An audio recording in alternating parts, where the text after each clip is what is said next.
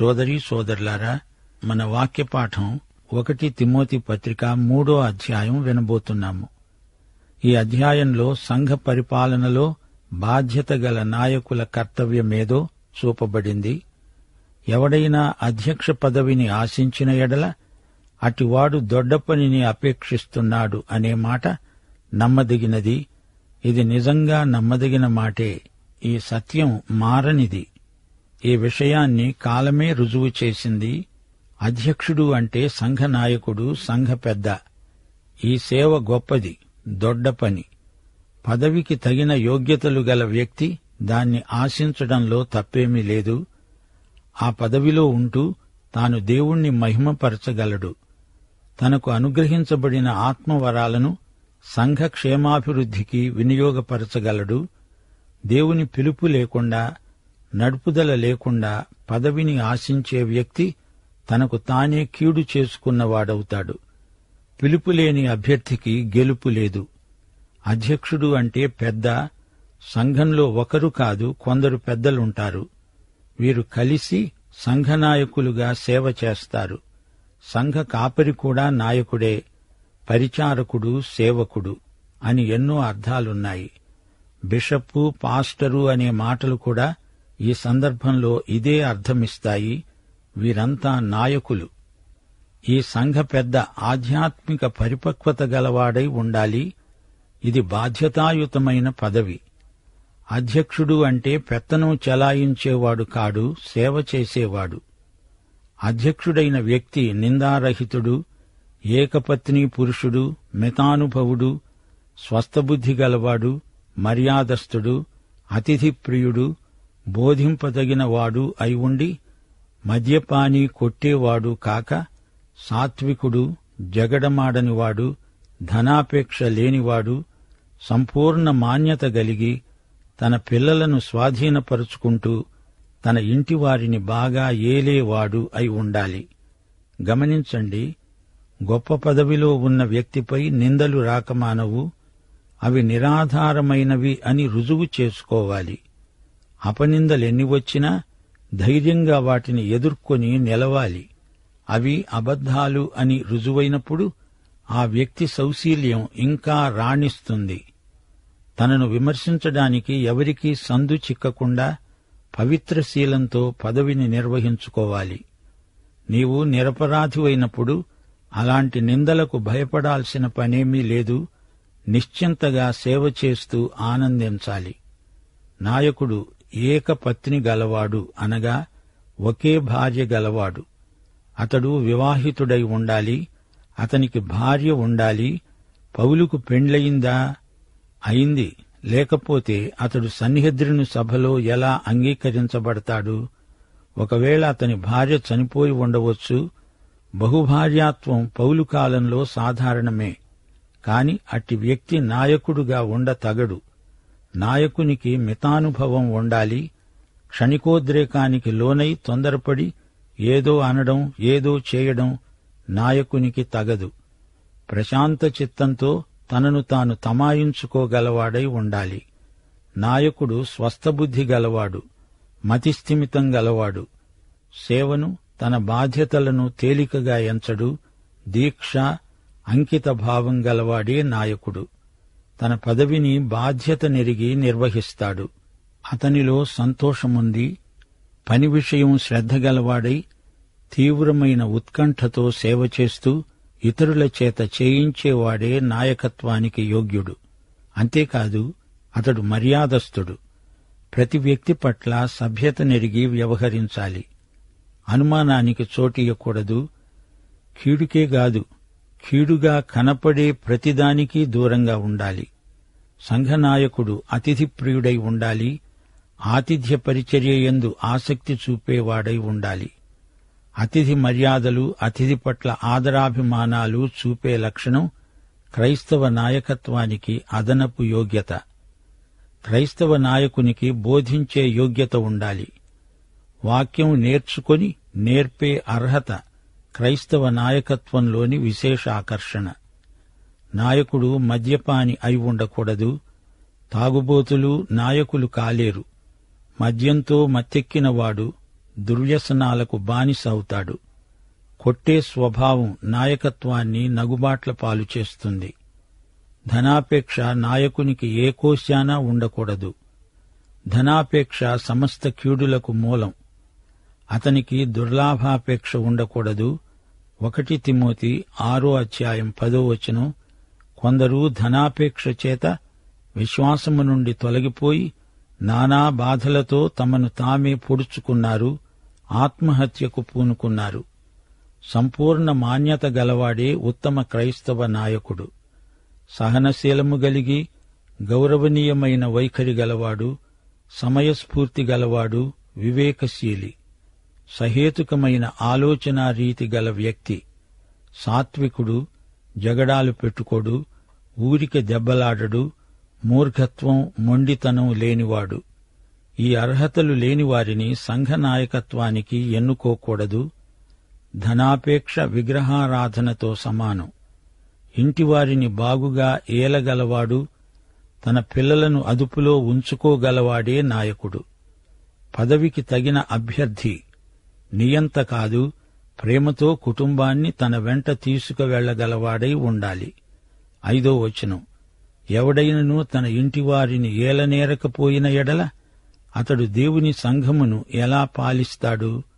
అతడు గర్వాంధుడై అపవాదికి కలిగిన శిక్షావిధికి లోబడకుండునట్లు కొత్తగా చేరినవాడై ఉండకూడదు.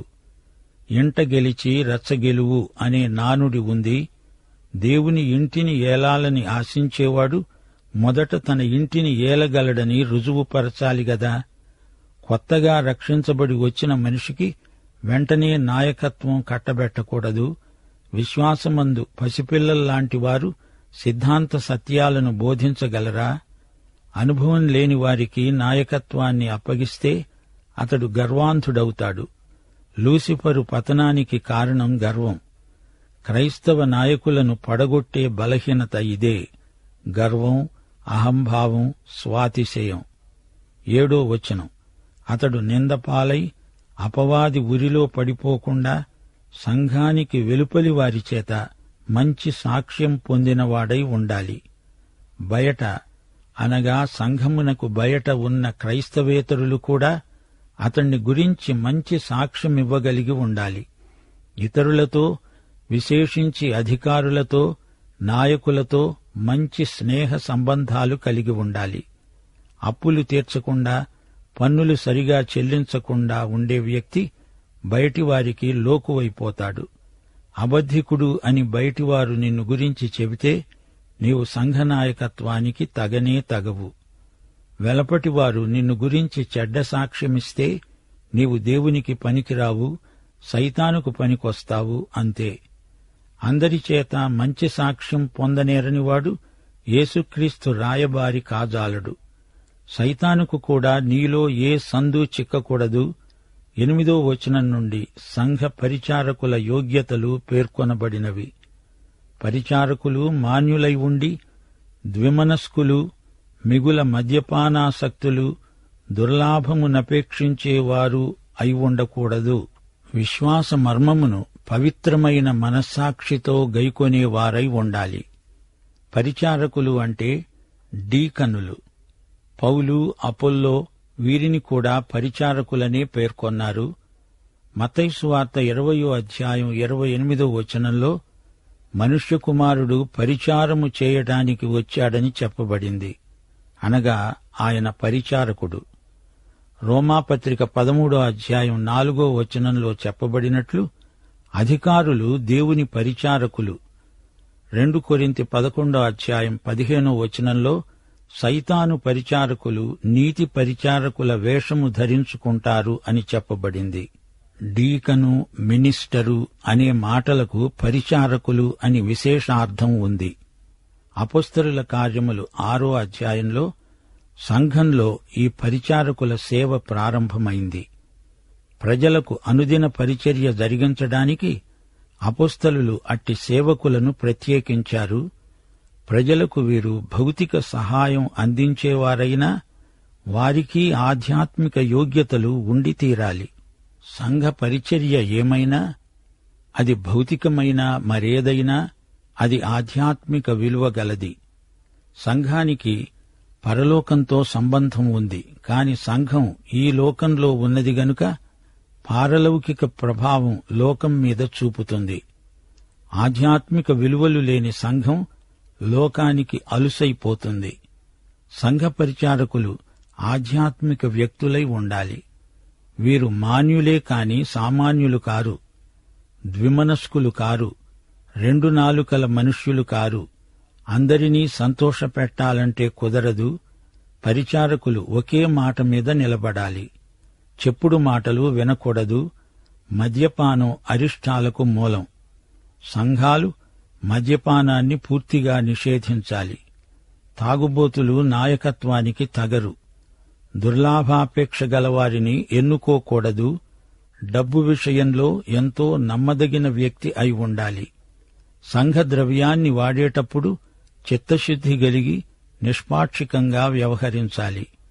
డబ్బు విషయంలో పరిచారకులు నిష్కళంక చరిత్ర గలవారై ఉండాలి. దేవునికివ్వబడిన కానుకలు దేనికోసం ఇవ్వబడినవో దానికే వినియోగించబడాలి. డబ్బును దుర్వినియోగం చేసి ఎందరో తమ సాక్ష్యాన్ని పూర్తిగా కోల్పోయారు. విశ్వాసమర్మమంటే ఏమిటి? యేసుక్రీస్తు యొక్క సువార్త. ఇది దేవుని ప్రత్యక్షం. విశ్వాసమర్మం సువార్తలో బయలుపరచబడింది. విశ్వాసము అంటే ఈ సందర్భంలో విశ్వాస సత్య సిద్ధాంతం. పాత నిబంధనలో ఈ మర్మము బయలుపరచబడలేదు. అది కొత్త నిబంధనలో క్రీస్తునందు పూర్తిగా ప్రత్యక్షపరచబడింది. దేవునికి స్తోత్రం. ఆదిమ సంఘం అపొస్తలుల బోధయందు ఎడతెగకుండా ఉండింది. అపొస్తలుల బోధ అంటే ఆది సంఘము యొక్క విశ్వాసమే. నాడు నేడు ఇదే సంఘము యొక్క విశ్వాస ప్రమాణం. లోకమెదుట మన విశ్వాసం అపొస్తలుల బోధే. సోదరీ సోదరులారా, బైబిలు దేనిని పాపం అంటుందో అదే మనము పాపం అనాలి. దేవుని నిర్వచనాలను మార్చడానికి మనకు హక్కు లేదు. మానవ స్వభావం ఎప్పుడూ ఇంతే. మానవుడే మారాలి, దేవుడు మారనివాడు. కొత్త నిబంధన సత్యమేదో అదే మన సిద్ధాంతం. విశ్వాస మర్మమును నిర్మలమైన మనస్సాక్షితో గైకొనగలవాడే క్రైస్తవ నాయకుడు, సంఘ నాయకుడు. 1 తిమోతి 4:2 వాతవేయబడిన మనస్సాక్షి గలవారున్నారు. పరిచర్య కొరకై వచ్చిన ఈ అభ్యర్థులను మొదట పరీక్షించాలి. తరువాత వారు అనింద్యులైతే పరిచారకులుగా ఉండవచ్చు. అతని ఆధ్యాత్మిక స్థితి లేఖన ప్రమాణాలకు సరిపోవాలి. అభ్యర్థులను సంఘం చాలా జాగ్రత్తగా పరీక్షించాలి. అది సరే, ఈ పరిచారకుల భార్యలెలా ఉండాలి? 11 పరిచర్య చేసే స్త్రీలు మాన్యురాండ్రై, కొండెములు చెప్పని వారు, మితానుభవులు, అన్ని విషయాలలో నమ్మకమైన వారై ఉండాలి. అక్కడి మాటలు ఇక్కడ, ఇక్కడి మాటలు అక్కడ చెప్పే చాడికత్తెలై ఉండకూడదు. పరిచారకుల భార్యలకు మనసా వాచా ఎంతో క్రమశిక్షణ ఉండాలి. అన్ని విషయాలలో ఆమె విశ్వసనీయురాలై ఉండాలి. పరిచారకులు, అధ్యక్షులు ఒకే కుటుంబ నీతిని పాటించాలి. ఒకే భార్య, ఏకపత్నీవ్రతుడై ఉండాలి. పిల్లలను అదుపులో పెట్టుకోగలవాడై, గృహసీమను చక్కగా ఏలగలవాడై ఉండాలి. పరిచారకుల భార్యలైతే తమ భర్తలకు, తమ ప్రభు అయిన యేసుక్రీస్తుకు, విశేషించి సువార్త ఉద్యమానికి ఎంతైనా విశ్వసనీయులై ఉండాలి. 13 పరిచారకులై ఉండి ఆ పనిని బాగుగా నెరవేర్చిన వారు మంచి పదవిని సంపాదించుకొని క్రీస్తుయేసునందలి విశ్వాసమందు బహుధైర్యము గలవారవుతారు. అనగా పరిచారక ధర్మాన్ని సక్రమంగా నిర్వర్తించిన వ్యక్తి విశ్వసనీయుడని మంచి పేరు గడించుకున్నవాడవుతాడు. ధైర్యము అంటే దేవునికి సాక్షిగా నిలువగల దండిగుండె. పరిచారకుని పదవి, పని ఆధ్యాత్మికమైనవి. పెద్దలైనా పరిచారకులైనా ప్రతి ఒక్కరికి ఆధ్యాత్మిక అర్హతలు, యోగ్యతలు ఉండి తీరాలి. 14 పౌలు తన ఆధ్యాత్మిక కుమారుడైన తిమోతికి మాసిదోనియా నుండి తన సేవా నివేదిక పంపుతున్నాడు. అప్పుడు తిమోతి ఎఫెసులో ఉన్నాడు. తిమోతి, శీఘ్రముగా నీ వద్దకు రావాలని నిరీక్షిస్తున్నాను. అయినను నేను ఆలస్యము చేసిన ఎడల దేవుని మందిరములో, అనగా జీవము గల దేవుని సంఘములో జనులు ఏలాగు ప్రవర్తించాలో అది నీకు తెలియాలని ఈ సంగతులు నీకు రాస్తున్నాను. ఆ సంఘము సత్యమునకు స్తంభము, ఆధారము అయి ఉన్నది. ప్రియశ్రోతలు, 1 తిమోతి పత్రిక అంతటికీ ఇదే కీలక వచనం. ఇది అసలు సంఘ క్రమాన్ని గురించి సంఘ నాయకునికి పౌలు రాసిన వ్యక్తిగత పత్రిక. దేవుని సంఘములో దేవుని బిడ్డలు ఎలా ప్రవర్తించాలో దానికి సంబంధించిన నియమావళిని పౌలు ఈ పత్రికలో పొందుపరిచాడు. ఇది జీవము గల దేవుని సంఘం. ఇది దేవమందిరం. ఈ సంఘం సత్యానికి స్తంభం, అనగా సంఘం అనే స్తంభం మీద దేవుని సత్యం నిలిచి ఉంది. సంఘ కాపరి, సంఘ పెద్దలు, సంఘ పరిచారకులు యేసుక్రీస్తును తమ మాటలలో, చేతలలో ప్రతిఫలించాలి. లేకపోతే సంఘానికి పునాది లేనట్లే. అప్పుడది సత్యాన్ని నిలుపలేదు. పెద్ద బైబిలు మోసుకు తిరిగితే ప్రయోజనమేమీ లేదుగాని బైబిలును మోసే వ్యక్తిని బైబిలే మొయ్యాలి అంటున్నాడు పౌలు. ఈ సంఘం సత్యానికి స్తంభం. దేవుని సత్యాన్ని లోకానికి ఎత్తి చూపుతుంది. ఇది సజీవ దేవుని సంఘం. 16వ వచనం, నిరాక్షేపముగా దైవభక్తిని గూర్చిన మర్మము గొప్పదై ఉన్నది. ఆయన సశరీరుడుగా ప్రత్యక్షుడయ్యాడు. ఆత్మ విషయమున నీతిపరుడని తీర్పు నొందాడు. దేవదూతలకు కనబడ్డాడు. రక్షకుడని జనములలో ప్రకటించబడ్డాడు. లోకమందు నమ్మబడ్డాడు. ఆరోహణుడై తేజోమయుడయ్యాడు. ఆదిమ సంఘంలో అతి ప్రాచీనమైన విశ్వాస ప్రమాణమిది.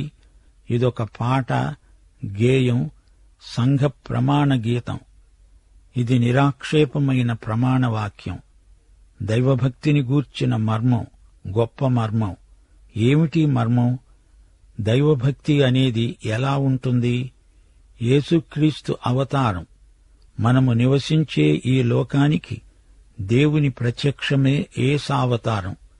యేసు ఈ లోకమందు అవతరించినవాడై మన పాపాలకు రావలసిన శిక్ష తానే భరించి, తద్వారా ఆయన యందలి విశ్వాసానికి ఫలితంగా మనకు దైవభక్తి అనుభూతిని ప్రసాదించాడు.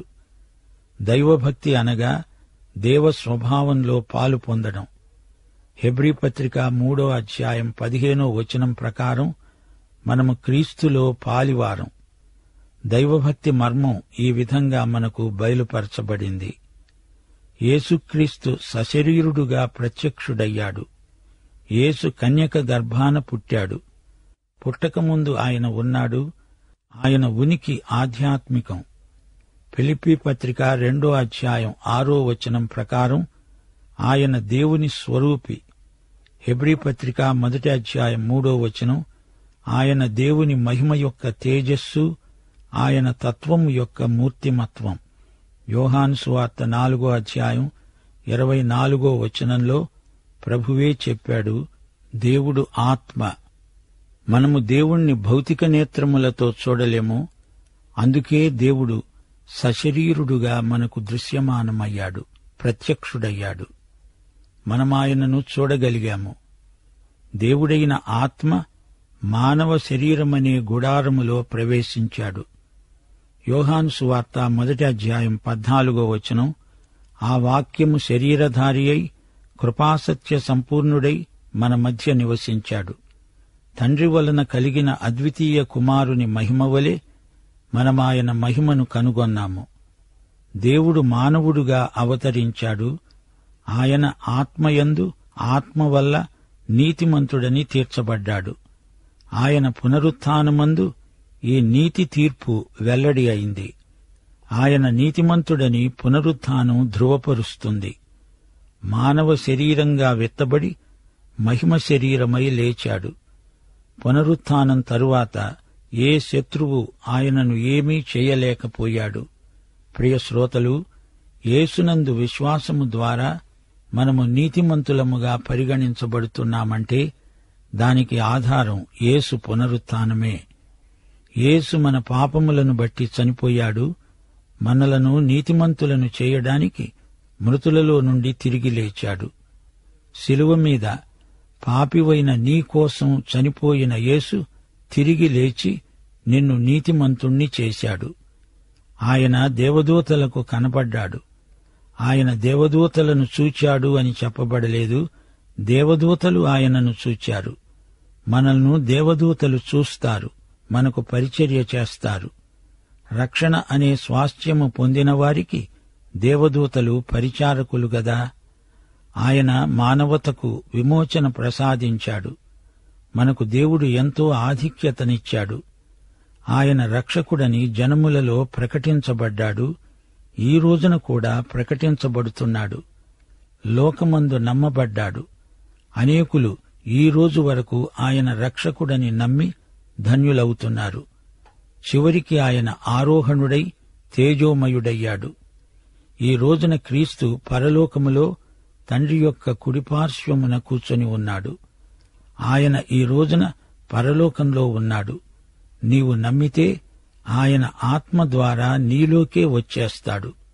సంఘ నాయకులు కాగోరేవారు ఈ భక్తి సూత్రాలు పాటించాలి. దేవుని బిడ్డల భక్తి యేసు జీవితమే. యేసు జీవం, యేసు జీవితం, అదే మన భక్తి, ముక్తి. సంఘ కాపరులారా, సంఘ పెద్దలారా, భక్తి జీవితంలోని ఈ 6 మెట్లు గుర్తుంచుకోండి. 1 యేసు అవతారం, 2 నీతిమత్వం, 3 దేవదూతల పరిచర్య, 4 రక్షణ సువార్త ప్రకటన, 5 ఆత్మల సంపాదన, 6 ఇహలోక యాత్ర ముగింపు, మహిమా ప్రవేశం. పాఠం సమాప్తం. ప్రభు అయిన యేసుక్రీస్తు వారి దివ్యకృప, తండ్రి అయిన దేవుని పరమ ప్రేమ, పరిశుద్ధాత్మ యొక్క అన్యోన్య సహవాసము మనకందరికీ సదాకాలము తోడై ఉండునుగాక. ఆమేన్.